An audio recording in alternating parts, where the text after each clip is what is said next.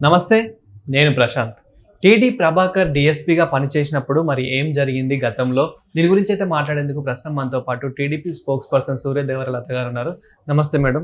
నమస్తే madam, TD Prabhakar గతంలో work చేసినప్పుడు డిఎస్పీగా, సో అప్పుడు కోళ్ళ పందాలు ఇవి కోడిపుంజులేగా అయితే కొంచెం ఇలా జరిగినట్టయితే కొంచెం మనకు వైరల్గా వినిపిస్తున్నాయి. ఇంతకీ అసలు ఏం జరిగింది? ఆయన డిఎస్పీగా పనిచేసిన ప్రభాకర్ గారు కానివ్వండి, ఆయన యాక్చువల్లీ తిరుమల తిరుపతి దేవస్థానంలో పనిచేయటం కానివ్వండి, అక్కడ డిఎస్పీగా ఆయన హోదాలో ఉన్నప్పుడు ఆయనకి అక్కడ కాటేజ్ కూడా ఇవ్వటం జరుగుతుంది. ఆయన కోసం ఇచ్చిన దాంట్లో కానివ్వండి, అక్కడ కోడిపుంజు అలాంటివి పెంచడం, కోడిపుంజులు పెంచడం అంటే ఏంటంటే అవి పందాలకు పంపించడానికి పెంచుకున్నాడా, దేనికోసం పెంచుకున్నాడు అనేది కూడా తెలియట్లేదు. అంటే నాకు అనిపిస్తుంది పుంజులే పెంచుతున్నాడు అంటే కోడి పందాల కోసం పెంచుతున్నట్టే అనిపిస్తుంది.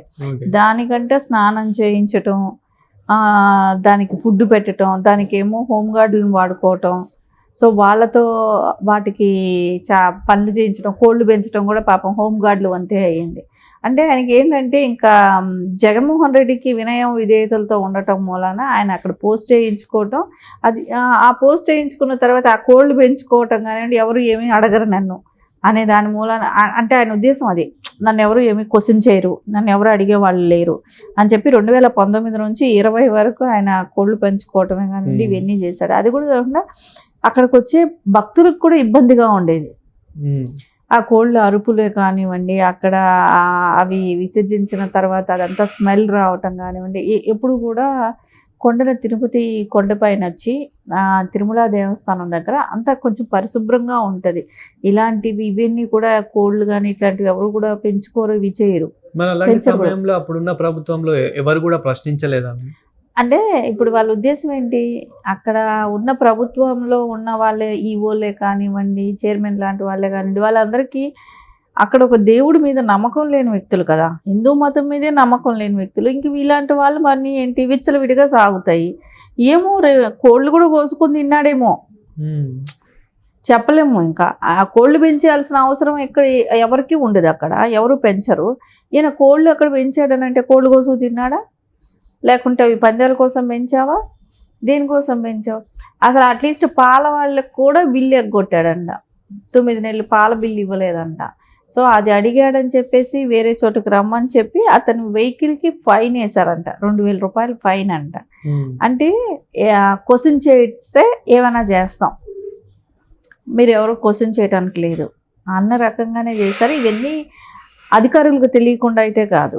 ఇంకొక హోంగార్డుని అసలు వెహికల్ రిపేర్ అయిపోయింది, నువ్వు వెహికల్ని సరిగా మెయింటైన్ చేయలేదు అని చెప్పి ఆ హోంగార్డ్ మీద కూడా కేసు పెట్టాడన్న.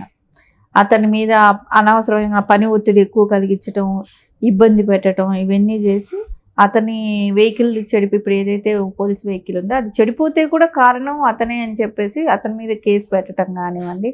ఇంటి ఆయన మాటని ఎవరైనా ధిక్కరిస్తున్నారు, ఆయన ఒకవేళ డబ్బులు అంటే పాలాలు ఇట్లాంటి వాళ్ళని చూసుకున్నప్పుడు డబ్బుల గురించే వస్తుంది. వాళ్ళకి డబ్బులు ఇవ్వకపోతే వాళ్ళు అడిగారనే దానికి వాళ్ళని కూడా కేసులు ఎరికించేయటం, ఫైన్ వేసేయటం వాళ్ళ వెహికల్స్ మీద. ఇంక ఇట్లాంటివన్నీ కూడా చేశారు. ఇప్పుడు ఇవన్నీ బయట వచ్చాయి. సరే, దాంతోపాటు ఆయన అలా చేయటానికి తో పాటు ఒక 40 మంది వరకు కూడా ఆయన వెనకాల ఉండి ఇలాంటి పనులన్నీ చేశారంట.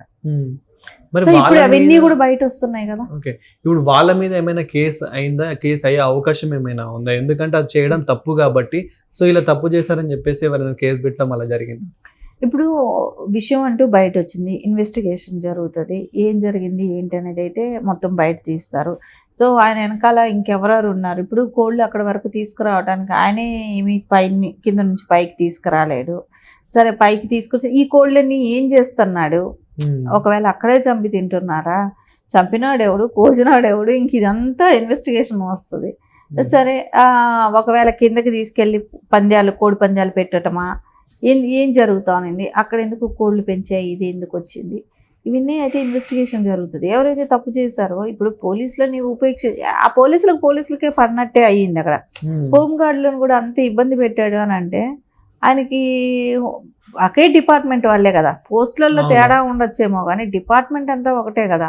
కింది వాళ్ళు అయితే ప్రశ్నించరాదు, అంటే ఇప్పుడు అతను డిఎస్పీ హోదాలో ఉన్నాడు కాబట్టి, సో కింది వాళ్ళు మాత్రం కొంచెం ప్రశ్నించడానికి ఎంతో కొంత భయపడుతూ ఉంటారు. సో పైనుంచే వాళ్ళు ప్రశ్నించాలి అని అంటే కనుక ఇక్కడ అక్కడ ప్రభుత్వం అతనికి సపోర్ట్ అయినా చేసి ఉండాలి, లేదంటే ఇంకా వాళ్ళు ఏదైనా అమ్ముడైనా ఉండాలి. అంటే ప్రభుత్వం సపోర్ట్ అయితే ఉండే ఉంటుంది. ఎందుకంటే అమ్ముడుపోవటానికి గవర్నమెంట్కి ఇదేమీ పెద్ద ఇది కాదు కదా, ఇట్లా దీనిలో వచ్చేసే ఇన్కమ్ ఏమి ఉండదు.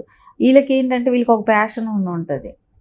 సో కోళ్ళు పెంచడం కానీ, ఒకవేళ దాన్ని పందాలకు పంపించడానికో లేకుంటే కోసుకొని తినటానికో అనేది ఏదో ఒకటి అయితే జరిగే ఉంటుంది అక్కడ.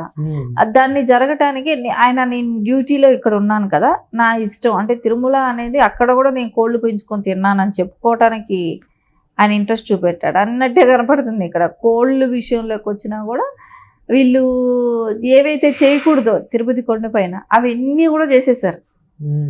ఈ 5 ఏళ్ల గవర్నమెంట్లో కోళ్ళు కూడా పెంచేశారనేది చూస్తే ఆశ్చర్యంగా ఉంది. కోళ్ళు కూడా పెంచుకున్నారా అంటే వాళ్ళకి మెయిన్ ఒక్కటే, అక్కడ వాళ్ళకి దేవుడి మీద నమ్మకం లేకపోవటం. అంటే ఒక హిందూ మతం మీద నమ్మకం ఉన్న వాళ్ళు 5 ఏళ్ళు మనకు ప్రభుత్వంలో లేరు. ఈ జగన్మోహన్ రెడ్డి వచ్చిన దగ్గర నుంచి ఆయనకి హిందువుల మనోభావాల మీద ఎప్పుడూ కూడా ఆయనకు ఒక ఒపీనియన్ లేదు. సో అలా ఉన్నప్పుడు వీళ్ళు ఇలాంటి వాళ్ళందరూ రెచ్చిపోతారుగా. సో వీళ్ళని ఎవరు ఆపగలుగుతారు, ఎవరు అడుగుతారు, క్వశ్చన్ చేసే పని కూడా ఉండదు. అందుకే ఇవన్నీ కూడా జరిగాయి. ఓకే, మరి ఇప్పుడు ఇన్వెస్టిగేషన్లో అంటే ఏం తేలే అవకాశం ఉందంటారు మేడం?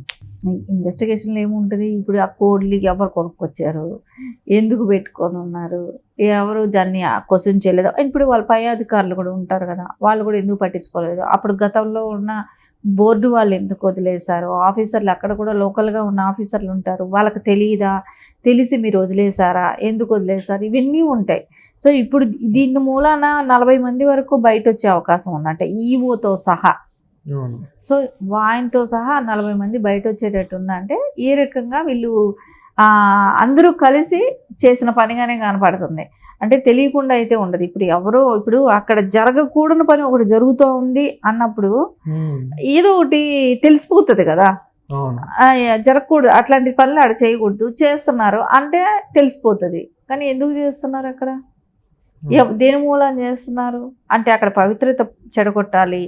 సో అనే ఆలోచన అంటే మనకు ఏపీలో ఎన్నో ప్లేసెస్ ఉన్నాయి, ఎక్కడైనా చేయొచ్చు, కానీ అక్కడే ఎందుకు చేస్తారనేది కూడా పెద్ద ప్రశ్న. అంతే కదా, ఇప్పుడు చేయకూడని పనులన్నీ అక్కడ ఎందుకు చేస్తున్నారు అంటే వాళ్ళు హిందూ మతం మీద దాడి లాంటిదే జరిగిందని అనిపిస్తుంది. గత 5 ఏళ్ళు హిందూ మతం మీద దాడి చేయటమే జరిగింది. సో దాని మూలాన ఇప్పుడు ఇవన్నీ కూడా బయట వస్తున్నాయి. అంటే తిరుమల కొండల మీద గత 5 ఏళ్ళుగా వీళ్ళు చేసినది ఏమేమి ఉన్నాయో అవన్నీ ఇప్పుడు ఒక్కొక్కటి బయట వస్తున్నాయి.